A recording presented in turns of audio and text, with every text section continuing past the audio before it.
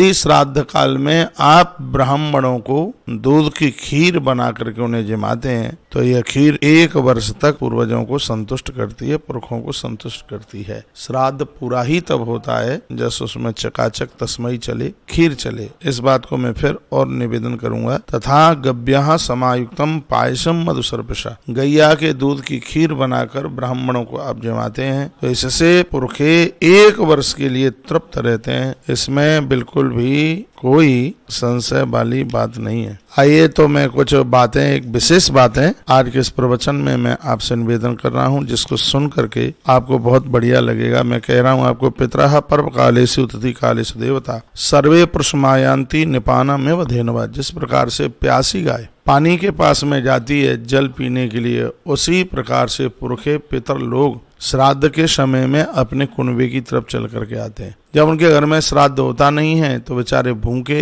रुष्ट होकर के चले जाते हैं, जिससे फिर वह अपने परिवार का रक्त पीते हैं। इसलिए भारतीय वैदिक परंपरा में श्राद्ध की बहुत बड़ी महिमा बताई गई है। श्राद्ध से जब पुरखे तृप्त हो जाते हैं उस घर की वंश वृद्धि नहीं रुकती, उस घर में संतान का कभी भी अभाव नहीं होता। इतनी बड़ी महिमा भैया इस श्राद्ध की है। इसलिए समझदार व्यक्ति को चाहिए कि वह श्राद्ध में अवश्य में विश्वास करे और हर दिन का श्राद्ध अपने आप में बड़ा विशेष है। आप ये मत सोचना कि 16 दिन का एक ही श्राद्ध, जिस दिन पिताजी की तिथि पड़ी है वही विशेष है। 16 दिन जो श्राद्ध होता है पूर्णिमा से लेकर के और अमावस्या तक एक एक दिन की बहुत बहुत बड़ी महिमा है अपने आप में। पितरः पर्व कालेषु तिथि कालेषु देवता सर्वे पुरुषमायन्ति निपानमेव धेनवा। जैसे प्यासी गैया पानी के लिए पहुंचती है, उसी प्रकार से श्राद्ध के समय पर पुरखे लोग भी अपने अपने परिवार की तरफ बढ़ते हैं और इसलिए श्राद्ध कर्म जरूर होना चाहिए। वर्णन किया, श्राद्ध काल में दिया गया दान घोर गरीबी को समाप्त करता है और ये आयु को दीर्घायु बनाता है। पितृभक्त मनुष्य मन में भी जिस कामना को करता है पितृ लोग उसे बिल्कुल पूरा कर देते हैं। वर्ण क्षीणा लभते चायु पितृभक्ता सदा नरः याना कामान मनसार्थे तास्तत्स पितरो ददु। माता पिता के प्रति श्रद्धा रखने वाले लोग हैं, श्राद्ध कर्म करने वाले लोग हैं। ग्रंथ में लिखा है कि वो जैसी कामना करते हैं, जैसा सोचते हैं, उनकी वही कामना अपने आप में पूरी हो जाती है।